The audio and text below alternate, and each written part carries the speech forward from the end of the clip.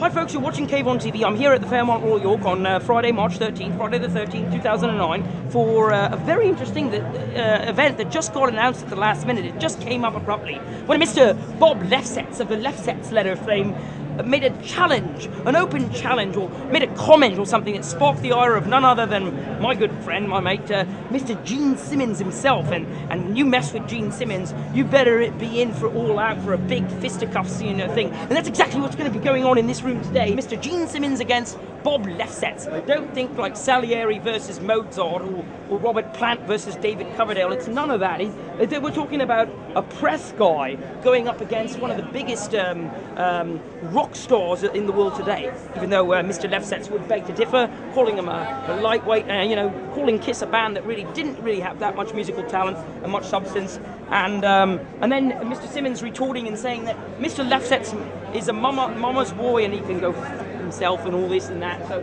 it's going to be very interesting. The sparks may fly. It's going to be like Tyson and Lewis all over again. It's gonna have that sort of buzz to it. Anyway, you're a character. I am. Oh, thank you. And so there you go. I smell an upset. I really do smell an upset, as Mr. Jesse the Body Ventura used to say to Vince McMahon in the days of the World Wrestling Federation. Anyway, hold this and cheers. Here we go. Weighing in at 260 pounds and hailing from from New York City, New York. Your name is? Come on, and there's Letfwitz sitting down. He's not even shaking his hand. I don't know who the fuck you are, but... Looks like Mr. Gene Simmons is sizing up Mr. Bob Letfwitz at this moment. He's getting the first barrages of punches in there. And Letfwitz is taking it at the moment, just taking it. Gene, what the fuck is the story that you come to Canadian Music Week and you give an hour advertisement? You couldn't give back. When does Gene Simmons give back? As opposed to only being about what's in his fucking wallet. Ouch. What are you going to say about that, Gene? What's he going to say next? I think the sparks are going to fly right now. They're really going to fly in here. Maybe even fisticuffs between these two combatants in Bob Letfwitz and Mr. Gene Simmons. I'm here because I have a label. What are you doing up here? I'm imparting wisdom to people who are trying to make it in the music business, as opposed to trying to open their wallets and remove their cash. But respectfully, in the parlance and the patois of the street, who the fuck are you? What have you done? What's your qualification to even farting through your oral passage? Oh, that's low. That's pretty low. Leaflet, what is it? Making fun So, of it's not a good name. I'm really in this business. You gotta get rid of that thing. I was more Kayeem. Ouch, that's a disgusting name. The question is, what is your track record? I discovered Van Halen and managed Liza Minnelli. What have you done, bitch? Oh! Now the fireworks are about to fly here. Deal with a dying business known as Universal Music.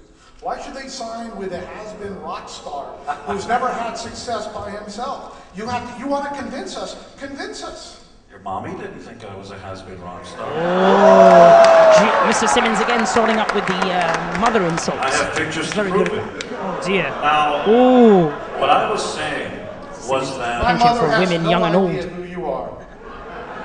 Probably. We have access. This has been powerful and attractive rock star can pick up the phone and pretty much get anybody on the phone. They will at least answer the phone. We actually have the expertise to go and get them a better than even chance of becoming the great next band. You're living in the 70s. So it's about him. The fact you have an opening slot on the tour doesn't mean anything. You need fans. The idea is going to be that we're going to turn the cameras over to the new fledgling bands and we're going to showcase them and show the development. There's 500 cable channels. MTV doesn't play any music. That all went to the internet, Gene. Well, we're not going to necessarily play music. We're actually going to be broadcasting part of this because you don't have my rights, Gene. Oh. I'm an attorney. Gene, are you a member of the California Bar? I don't drink. Different question. You are an asshole. Oh, thank you. Now it seems that Mr. Letfwitz has the upper hand in I think you this misunderstand. We're not looking for battling debate, so to speak. We're looking to give you our money. Is that your money, Gene?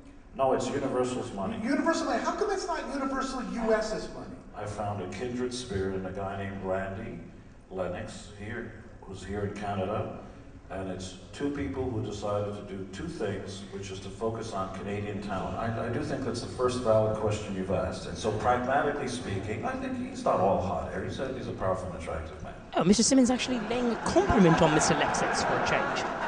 That was a surprise. The truth is, notes. Of course. If I'm going up against the master, you got to be prepared. Master. Right? Now you're learning the ropes. How are you going to make the act successful? I want to know how you're going to break the act. So far, you haven't told me anything that coincides with the century that we're living. If you roll back the tape, you'll see that one of the first things we're going to go see a band called Stereos that had a name change. They were called Turn It Up, and may change their name yet again. One of the first things they're doing is they're going to be seen on nationwide Canadian television in a quote reality show. I agree with those things, but the changed reality.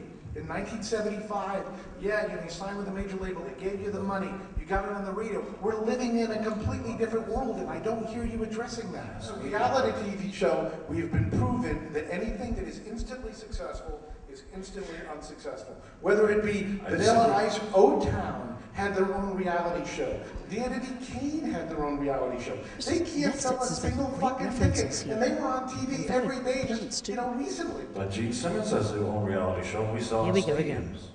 Here we go again. Yes, before you had the show. If I was sitting here with somebody who broke 5 acts, I would say, maybe I'm wrong. But you have never broken a successful act. The big mistake I did was acting ethically and not owning Van Halen. Okay, but let's just even give you Van Halen. Even if we give you Van Halen by your fakakta reasoning, okay? Where's act number 2? We'll find him together with you. Yeah, we'll find him. It's 40 years. 40 years, Gene.